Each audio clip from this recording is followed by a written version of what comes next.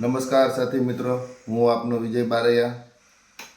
હવે આજે મારે વાત ફરી કરવા આવ્યો છું આણંદ જિલ્લાના સોજિત્રા વિધાનસભાના અમારા ધારાસભ્ય શ્રી વિપુલભાઈ પટેલ. હવે એમને જ્યારે ચૂંટણી ચાલુ હતી 2022ની, ત્યારે ગામડે ગામડે ફર્યા.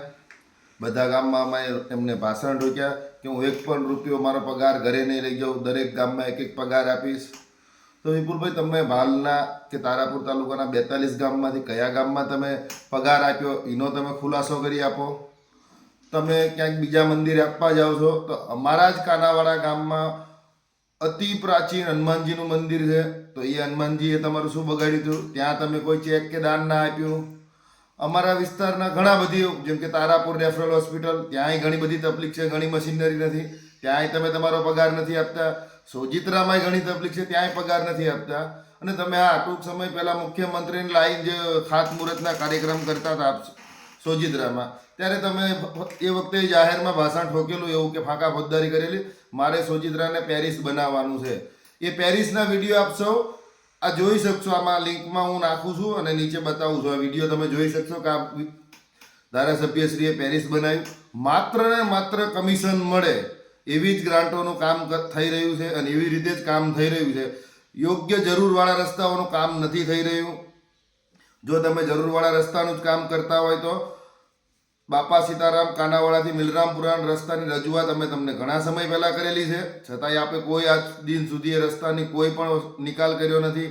એવા ને એવા ઘણા રસ્તા, જેમ કે વાણંદાપુરાનો એક રસ્તો છે, પાછળ ખેતર સીમમાં જતો રસ્તો, જે મંજૂર થયેલું છે, છતાંય તમે રસ્તો બદલીને બીજાને ખવડાવી દીધો અને પછી તમે અંદર ભાજપવાળાને કહો છો કે આને કર્યું પેલા એ કર્યું. તો વિપુલભાઈ, તમે કેટલા હોશિયાર છો બધાય જાણે છે.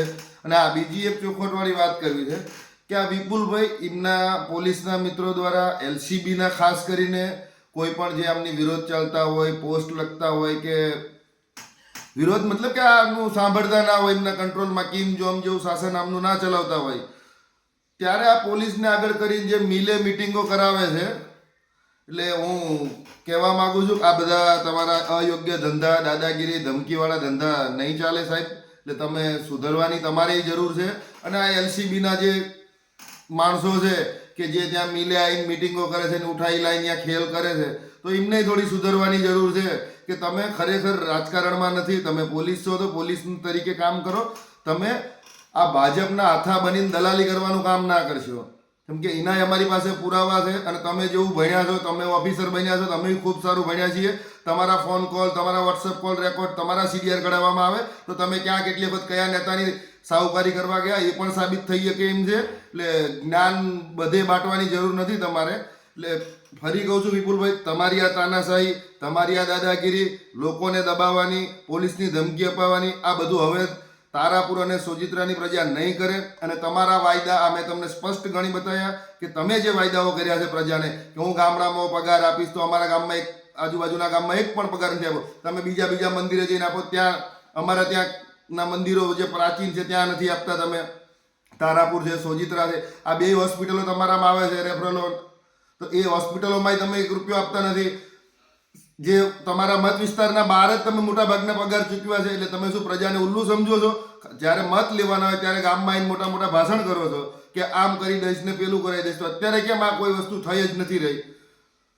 તો હું સોજિત્રા અને તારાપુરની જનતાને કહેવા માંગુ છું કે હવે વિપુલભાઈ જે કાયમ ફાંકા ફોજદારી કરે છે અને જે ડરાવીને રાજનીતિ છે, અને એમના મળે ત્યાં 2-4 તાલુકા દીઠ 2-4 આમના પંટર રાખેલા છે. આ પંટરોથી કોઈ ગભરાવાની જરૂર. જો તમને કોઈ હેરાનગતિ કરતા હોય કે પોલીસ દ્વારા કે મામલતદાર દ્વારા કે કોઈ પણ સરકારી ખાતા દ્વારા દબાણ કરતા હોય તો ખાલી અમારો સંપર્ક કરજો, અમે આપને પૂરેપૂરી મદદ કરશું. આપણે આ ગુંડારાજ વિપુલભાઈનું ચાલવા દેવાનું નથી. જય હિન્દ, જય ભારત.